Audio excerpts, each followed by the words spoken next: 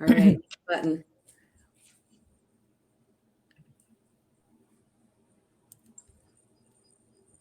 We might be live. I think there's a LinkedIn issue and we're going to keep going. But hello, in case we are live, this is Dorie Clark, and I am here with my friend and colleague, Daisy Lovelace. She is a professor, as I am, at Duke University's Fuqua School of Business.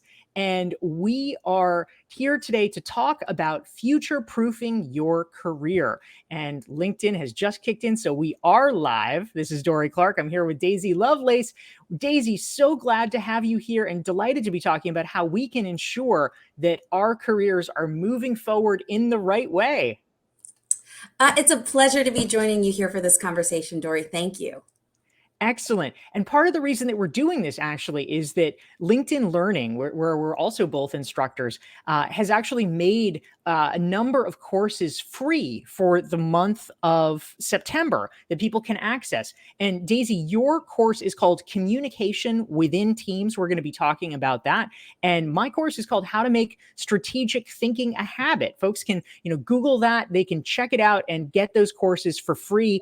There's actually a short link for mine. You can go to dorieclark.com/habit and you can access the course. But Daisy, I had some questions that I wanted to ask you. And I also wanted to say hello to some of the great friends who are tuning in from around the world. So please feel free to type into the chat box and let us know who you are and where you are dialing in from. We'd love to hear from you. So Daisy, I am curious. The first thing that I wanted to know about, one of the things that you talk about in your course, Communication Within Teams, is about managing conflict within teams. Now, I know for a lot of folks, this has been, kind of different. That when we are dealing with people in person, as compared to working virtually, it can be a little awkward, right? We're not necessarily sure how to do it. What are the strategies that you have when there is some kind of conflict so that people are better able to navigate that, even if we're in a virtual or a hybrid situation? Yeah, so the conflict is inevitable. We should expect that when we are working together, especially in high pressure situations or with people from different backgrounds, that we're not always going to agree or see things in the same ways. So conflict in and of itself is not necessarily the problem, but when we let it fester, that's when it becomes problematic. And so it's important that we address conflict. It's easy to sweep things under the rug when you don't see people as often, particularly when we're hybrid or spread out. And so those are the times when we really shouldn't let things fester. If you're really upset, that's perhaps not the right time to start a conversation, but it is important not to let things fester or go on for too long. And so one of the things that's really helpful for people to think about is, what are the issues at play? What's the conflict about? And have a conversation about whatever the issue is and make it about the issue rather than the person, right? You can disagree, but you don't have to be disagreeable in that process. I love that. That's great. Thank you very much. We're here with Daisy Lovelace. I'm Dorie Clark, and Daisy and I both teach at the Duke University Fuqua School of Business, and we're also instructors for LinkedIn Learning. And so we're talking about how to future-proof our careers and how to communicate effectively within teams. I also wanted to say hi to some of the great friends tuning in from around the world and joining us. Thank you so much. Nehad is here from Arizona. Zeke is joining from San Benito, Texas. Amelia is here. We have Prashant in India. Pramod also in India. Good job, India. Tarek from India. Lucy is here from Chicago. Jaime is here from New Jersey. We have a LinkedIn friend from the Netherlands. Austin is in Boston. That's a good rhyme. Subrata is from India. Wow, the subcontinent is just crushing it today, people. This is amazing. Marco's in Serbia. Bucky is in Colombia, and Lynn is in Washington State. And Rita Marie, our friend, is here from Ireland. We love having every single one of you. Thanks for being here. You can type your questions for me or for Daisy Lovelace into the chat box. We're talking about future-proofing your career. And just as a reminder, you can access her course. It's called Communication Within Teams. Mine is How to Make Strategic Thinking a Habit. They're free for the month of September, thanks to the largesse of LinkedIn Learning. Now, Daisy, another question that I was curious about, one of the things you talk about in your course is what you call the say-do gap. This sounds potentially quite pernicious. What is this, and how do we avoid this? So there's a gap, between the things that we say and the things that we do, right? Just like there's a gap between how we see ourselves and how others see us. And what you want to do is, as much as possible, reduce your say do gap. If you are being honest right now, I mean, for all of our friends who are joining us, wherever you are in the world, there are lots of things that you might have said within the last couple of days that you might not have had a chance to follow up on. Maybe there's that colleague you said, hey, let's go grab a coffee, or I'm going to send you this article, and you haven't actually gotten around to doing that. You want to make sure that you're reducing the amount of commitments, big or small, that you make, because when we start to not follow up on small things, we then leave the impression we're not going to follow up on anything or the bigger things as well. And so what we want to do is reduce that gap between the things we say. With the best of our intentions, we make commitments. And even though those intentions are good, it's dangerous when we don't follow up. And so you want to reduce the gap between the things that you say and the things that you actually do, so that it's much closer and that you're doing the things you say you're going to do. Because when you don't, that's a credibility killer. I have a question for you, Dorie. Oh, all right. Oh, turnabout is fair play, Daisy Lovelace. Yeah, that sounds good. What's your question for me? Sure. So when we're thinking about your course, you talk in your course about strategic thinking, and I think everybody in this room would agree right now that strategic thinking is so important, but it's often ignored. So why do you think that is, and what can we do to avoid that? Yeah, well, thank you, Daisy. I appreciate that. So, one of the crazy statistics that I uncovered when I was in the course of researching and writing this book, my most recent one, it's called The Long Game, is there was a study a few years back by the Management Research Group that said that 97% of top leaders said that the most important thing they could be doing for their business, for the future of their organization, was long-term strategic thinking. So Mhm. 97%, almost everybody thinks this is an incredibly important thing. And yet there was a separate study done around the same time, and 96% of leaders said they didn't have time for strategic thinking. So it's just this massive disjunct between, appropriate enough, but between what we say and what we do.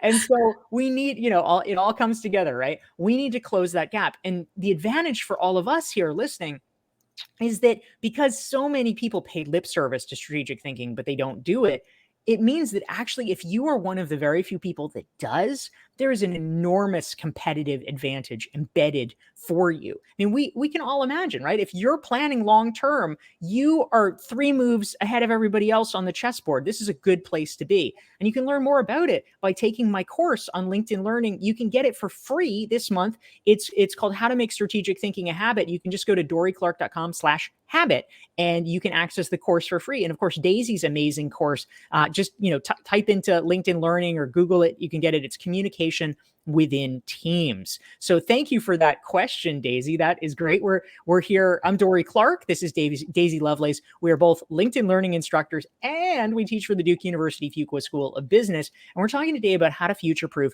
your career. And we want to say hi to some of our amazing friends who are tuning in from around the world. We've got a LinkedIn friend from Brisbane. We've got Alicia in Pennsylvania, Adnan, our friend from Turkey, Krista's in Philadelphia, Anita's in Chicago. We have Doctora Joelesa from Mexico. Welcome. We've got a LinkedIn friend from Atlanta. Amy's in North Carolina. We have Akanksha from India, another great friend from India. We have a LinkedIn user from the Netherlands. Naomi is in Costa Rica, who is an economic planner. Fantastic. Talking about strategic thinking here. Maria's in Mexico. Jasnoor from India. Lupe from Arizona. Kelly from Boston. Calvin from Charlotte, and many more. We love having every single one of you. Type your questions for me or for Daisy Lovelace into the chat box. Now, Daisy, something that I have been wondering about, are there best practices for high performing teams? Like, what are the sort of rules of thumb we need to be aware of? Because I think for all of us, we want to avoid the dumb mistakes at least, right? We want to at least be able to make our own unique mistakes. What are the rules of thumb that we need to be aware of for creating a high performing team? So there's much of a deeper dive in the course that, as you mentioned, is available for free right now on LinkedIn Learning. I will say, though, a couple of best practices that you see in high performing teams. One is that they take the time to set expectations and create a team charter. This doesn't have to be a really formal document, but there should be a really clear understanding that's across the board, everyone on the team understands and agrees to in terms of norms. How are you going to collaborate? How are you going to work together? What are our meetings going to look like? When are we going to meet? How often? How regularly do we need to check in? What are the times when it makes a good sense, it's a good practice to send me an email versus when it makes sense for you to pick up the phone and give me a call? Talking through those things, because what I believe is reasonable is probably different than what you think is reasonable, Dorie. And if we were to answer a question at the same time, we'd give different responses in how we're thinking about some of these very basic and fundamental questions. And this gets back to the earlier question you asked me about conflict. A lot of times, conflict comes when we make assumptions or we go about doing things the way we want to do them, and then people on our teams do them differently. So, the first thing I would say is take the time to put together a team charter. The second thing I would say is to commit to the process of doing after action reviews. Take some time to, as you are working on a project, check in to see how the project is going. And then at the end of a project, before you start the next one, do a debrief and have a conversation about what was supposed to happen, what worked and why, and what didn't work and why, what we can learn from this, how we can think strategically about what we're going to do next, and then incorporate that into our practice. And the third thing I would say that high performing teams always do is they give each other honest feedback on a regular basis. So if there is something that a teammate didn't do or needs to do differently, rather than keeping that in our minds or having a conversation about it amongst other teammates, letting them know directly that feedback is such a gift. And it's going to only sharpen the individual pieces of the team and make your whole team collectively stronger.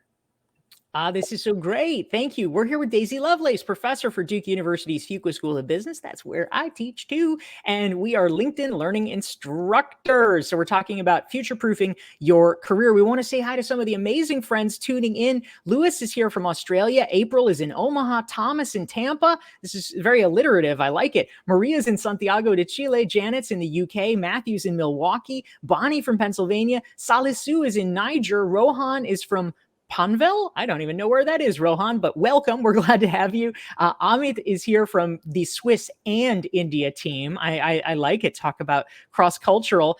We have Adam here, Owais from Pakistan, Matula from Athens, and a LinkedIn user from Fishers, Indiana.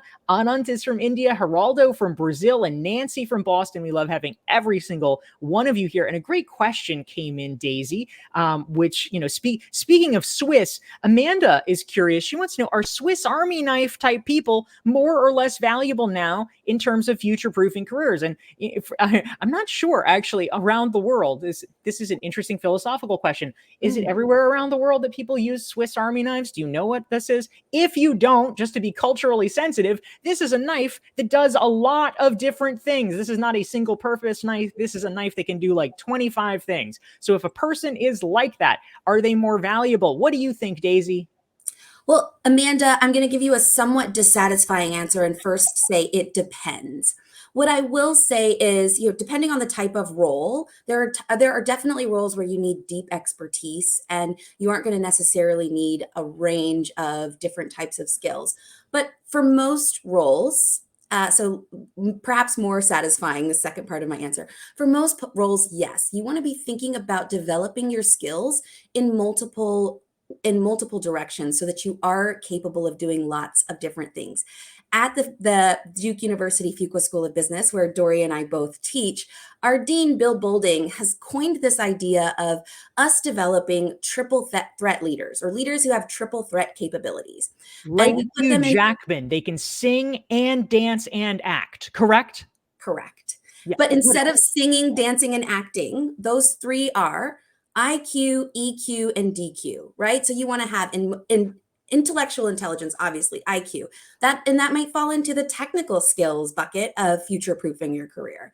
The other two fall into the social or soft skills. So we're talking about emotional intelligence, EQ, and DQ, which is decency quotient. This idea that people want to work with and follow leaders who are decent people, who have a good moral compass, and who are going to do things that are in the best interest of the organization, the team, and humanity.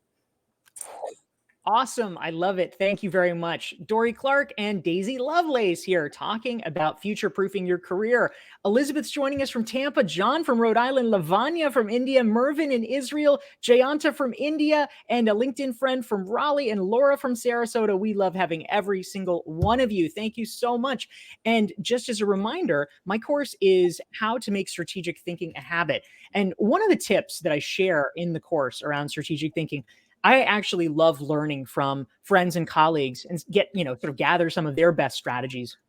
And so there's a couple I just want to share with you. One actually comes from a colleague of mine named Marissa Fair, and she, we all know about to-do lists, obviously, and of course, I keep a to-do list. Some people are like, no, don't do that, but it's right. They're handy. They're very handy. But Marissa has a suggestion where she says she likes to have a to-focus list. And I really like this idea because a to-do list can be very banal. It's like, get the milk or something like that. To focus is much broader, right? It's like, what is your strategic intent? What are the things that you're really trying to emphasize? Oh, I'm going to be focusing on managing my team better over the course of the next month, or I'm going to be focusing on getting my book done, whatever it is. But it's not necessarily a literal task. It's a kind of reminder about where we want to focus our discretionary energy. And I think that's very powerful. And a related strand, which I love, and I first heard about from a colleague named Angela Myers, is she likes to have a to be list. Not just to do, but who do we want to be? We need to keep going back to our North Star and reminding ourselves of those things so that we can make better decisions working backwards. If we know who we want to be as a person, it can enable us to figure out what the most important thing is in any given moment. Do you have thoughts about that, Daisy? It looks like you do. Well, so Dorie, I want to ask you a follow-up question then. So this idea of revamping our to-do list into to focus, to be, really goes back to your point about making strategic thinking a habit. And so I'm wondering, what tips do you have for people about how to build this into their daily practice or make this an actual habit? Yeah, absolutely. So, I think a lot of people stay away from strategic thinking or they don't do it because they erroneously assume that you have to spend some inordinate amount of time. They say, "Oh, I can't do strategic thinking because I'm too busy. I don't have time for a strategy retreat. I don't have time for a sabbatical, and that's what I'd need." And of course, the truth is it's a little bit kind of making excuses, right? Because it's true, you need a little time. I mean, you can't be just like running around and doing strategic thinking, but you don't need huge gobs of time. If you can implement something as simple as putting in a half an hour into your calendar every week. I mean, here's what I suggest. Friday afternoon, when things are kind of quiet, people are heading out of the office or, the virtual office. This is a fantastic time to plug in just a half an hour to look at your next week's schedule. Because, for a lot of us, the difference between sanity and insanity is just feeling like you are in control of what's coming. And it's not like there's this unexpected tidal wave. And so if you have a little time to look at what's happening over the course of the next week to say, you know what, have I prepared everything I need? If I'm giving a talk, have I done the PowerPoint? Have I written the memo? Also looking at it to see if there's structural problems, right? If you have 9 meetings on Wednesday and you're not going to have time for lunch and you're not going to have time to go to the bathroom, that's probably going to make Wednesday pretty miserable. Maybe you can take action now before it's rude so that you can actually move one of those meetings to another day to buy yourself some margin. That's a small form of making strategic thinking a habit. And of course, with longer intervals, you can do it on a quarterly basis or a yearly basis, but even a half hour a week can make a huge difference. So thank you for asking that question, Daisy. Yeah, that's great. And it goes back to your point about being 3 steps ahead and thinking about the strategy. But this is thinking strategy for the organization, but the way you're talking about this is also thinking about strategy for yourself, managing your own time, managing your own work plate, which is another great way to think about this. Yeah, I love that. Thank you very much. I'm Dorie Clark. We're here with Daisy Lovelace. We teach for LinkedIn Learning, and our courses are available for free this month. Daisy's course is Communication Within Teams. My course is How to Make Strategic Thinking a Habit. We also teach for Duke University's Fuqua School of Business. And a great question, Daisy, came in from Naomi, and she wants to know, what does strategic thinking mean for you as an individual? I'm used to strategies at an organizational level, and of course, there's lots of strategic planning for organizations, but for you personally, how do you apply strategy in your own life, in your own career? Yeah, this is one of the things I talk about in a different course that I teach on LinkedIn.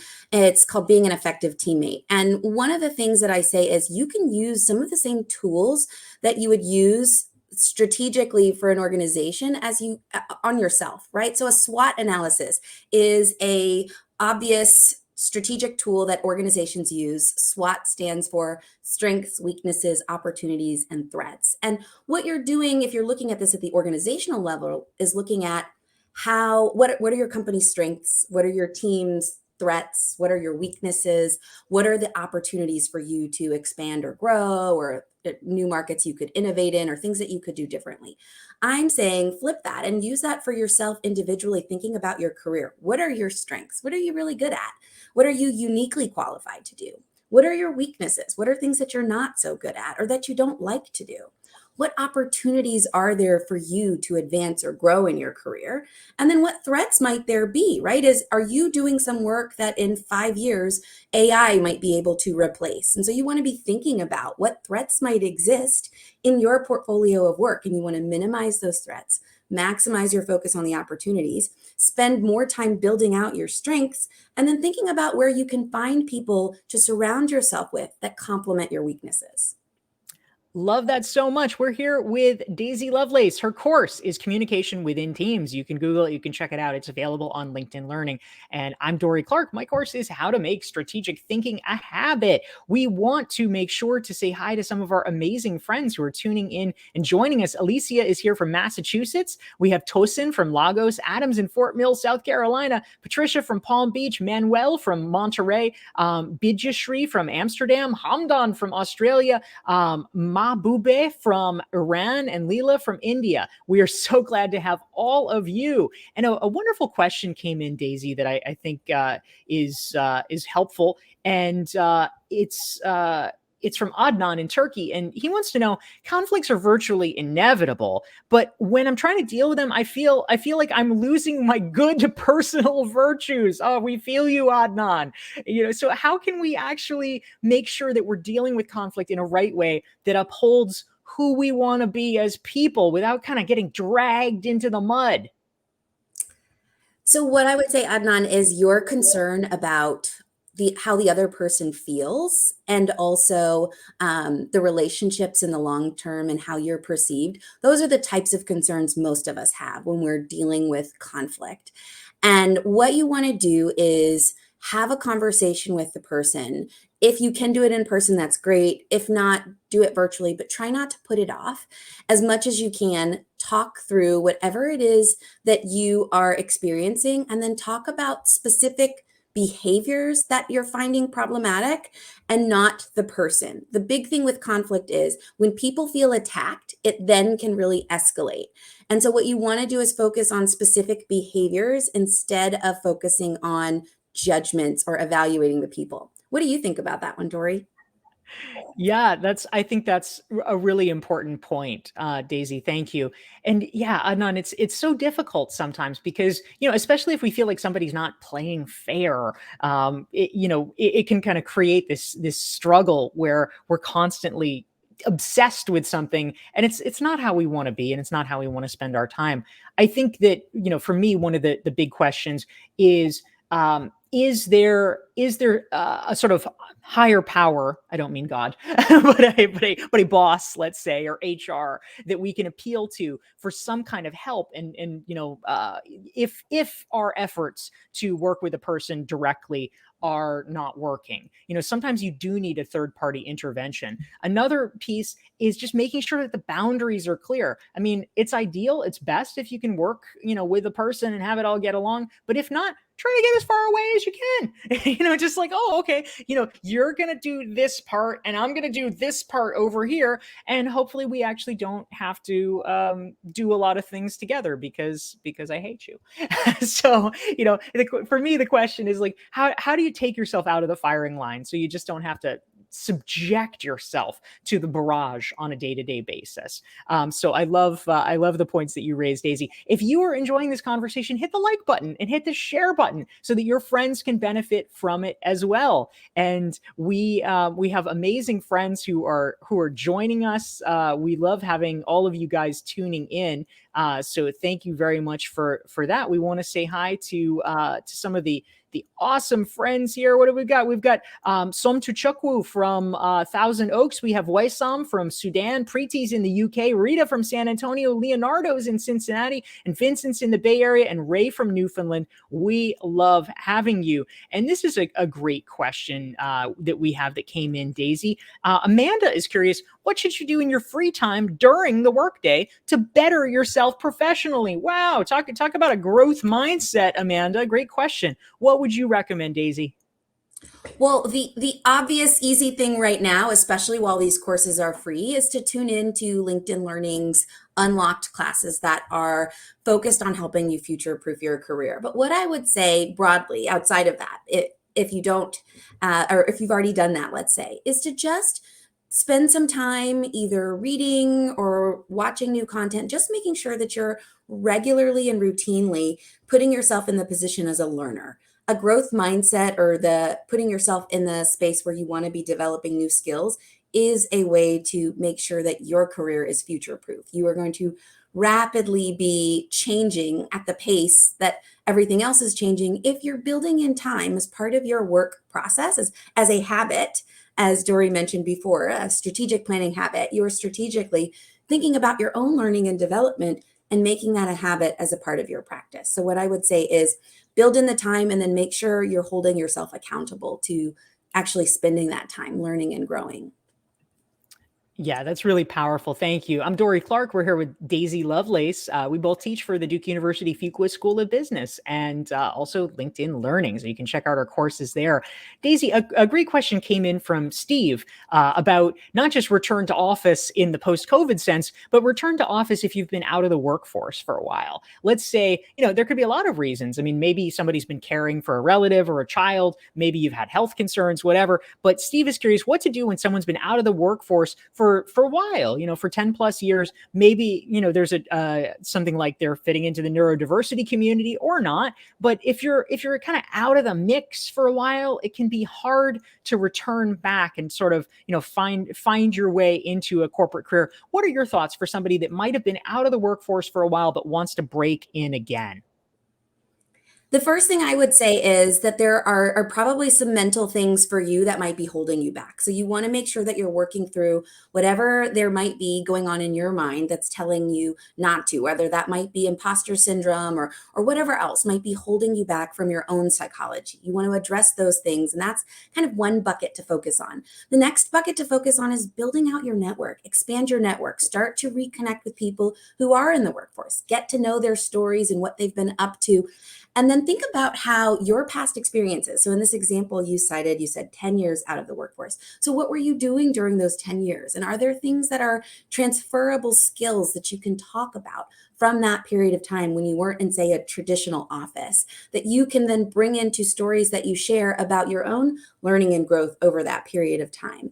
And then the last bucket of time where I would say to spend your time and energy is to upskill. So take advantage of resources like LinkedIn Learning, where you can build out your technical and soft skills so that you're ready to hit the ground running when you land the right role for you.